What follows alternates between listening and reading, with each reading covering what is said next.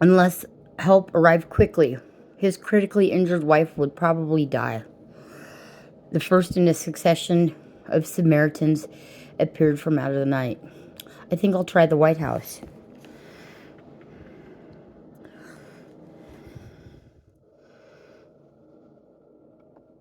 The rain had stopped before midnight, the Friday in July 1970, but the wind at high speeds was still wet. David, 34, guided his way almost at 1 p.m. He saw another car or truck, sparingly inhabited area. His wife, Donna, 27, who was almost 5 months pregnant, dozed next to him on a pillow. In the back slept their 2-year-old son, Brandon. How lucky he was. As he glanced quickly at them, he made the 4.5 hour trip to his home in Washington suburb of McLean, Virginia, to his parents' home. Oh, then he didn't have a lot of questions. Years he had been able to break away until nearly 9 p.m.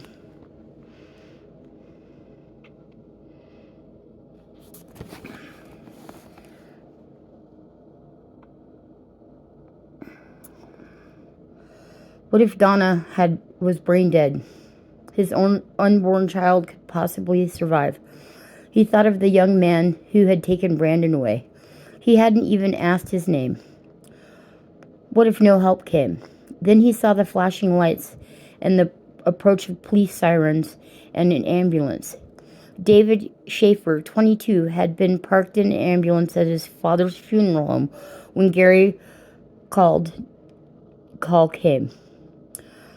Now he was 70. His 17-year-old brother, Tommy, were climbing down an embankment. They pulled open Donna's car to see if her scalp had fallen off backwards. It was lying between her shoulder blades, attached to her skull by a sliver of flesh. Please hurry. Don't let her die.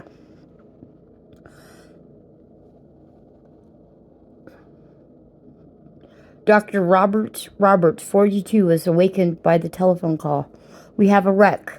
The night supervisor of Peters Grant Memorial Hospital informed him. Bad, he asked, rubbing his eyes.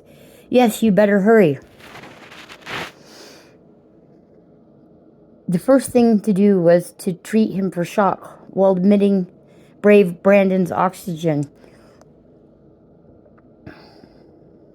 Cutting and inserting tubes into the Brandon's ankle. The boy carried blood intravenous fluids. He was closing the boy's wound when Donna was carried in. Looks like she was scalped, he thought, as he examined her. Shock, no blood pressure, no pulse. Condition critical. He noticed that she was pregnant. She undoubtedly is having a miscarriage. That would be the last of one of her problems. Dr. Roberts began a second cut down. Donna received oxygen and 9 pints of blood.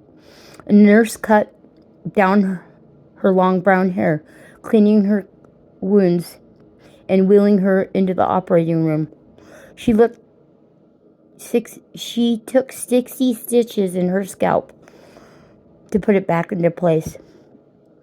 By 8 a.m., Donna regained consciousness, trying to move her legs. The doctor said. She shook her head. She could feel nothing below her neck. X-rays showed that her back was broken and that she had severely dislocated her spine. There was hope. We have faint knee flex. She's not paralyzed yet.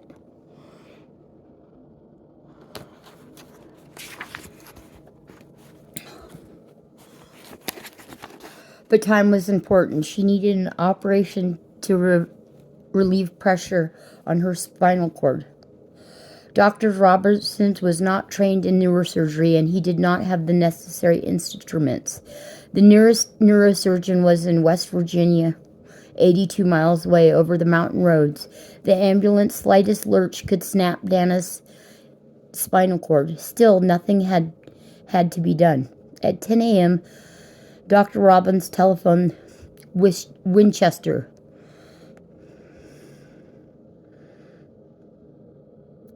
The neurosurgeon was on vacation. The only hope now was Washington, some 160 miles away.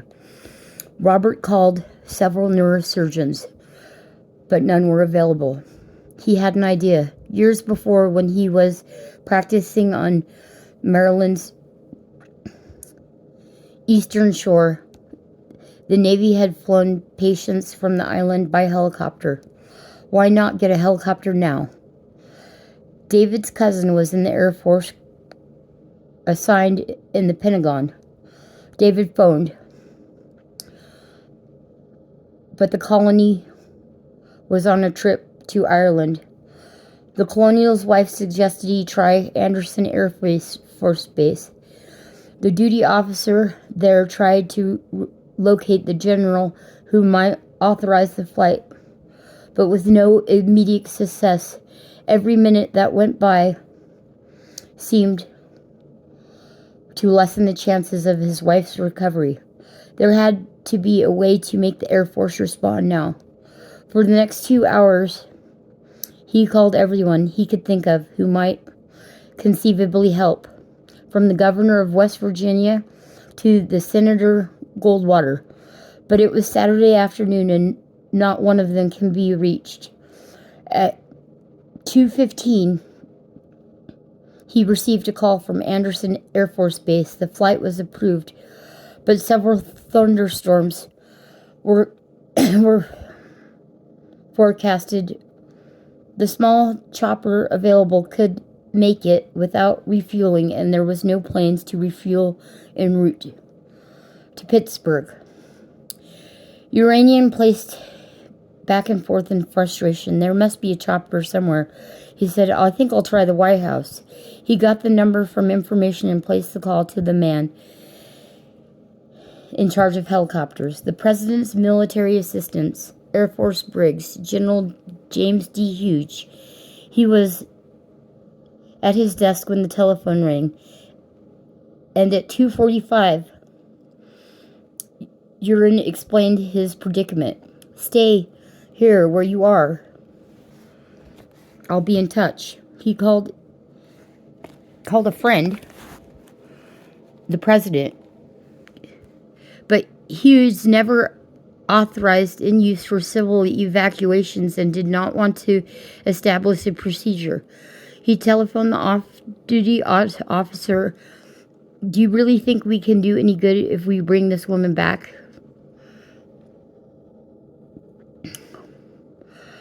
They rerouted the president's chopper, and they were already turning to St. John's. The cardiologist, the trauma specialist, ran down and followed the medical collapse. Sooner, they lifted off about 9 p.m. Georgetown University Hospital. In response to a frantic phone call, the orthosurgeon, we're going to call him Dr. Adcox, suddenly heard the chopper overhead. Donna's condition was critical, yet they examined her. What a fantastic job Dr. Adcox had done repairing the spinal infusion fraction. Normally, she would have been completely paralyzed for several reasons, because she was very weak and because she still had a few reflexes. She was now under expert supervision. The doctor decided to postpone the surgery until she gained strength. Even then, they agreed the chances of her ever walking normally were slim. Less than 50% chance. And there was a 50% chance of keeping the unborn baby. The operator took 4 hours to perform a spinal lectomy to relieve the pressure on her spinal cord and to strengthen her vertebrae. He grafted from her hip to her spinal cord and inserted a steel wire. The nurse wheeled her back into a room. Suddenly, her condition had been deteriorating. Laparoscopic had opened the wound. A blood clot was pushing against her spinal cord. He operated again. This time he was successful. Despite his injury, Brandon did not require surgery. 3 weeks after the accident, he was discharged. On July 22nd, Donna walked in with help from a brace down the hallway corridor. 1 week later, she went home. She was limping, but she had lost the baby. That night, David and Donna sipped champagne. The baby was due the last week of October. When the date passed, Donna began to feel labor pains. At 11:30 p.m., he drove her to the hospital again.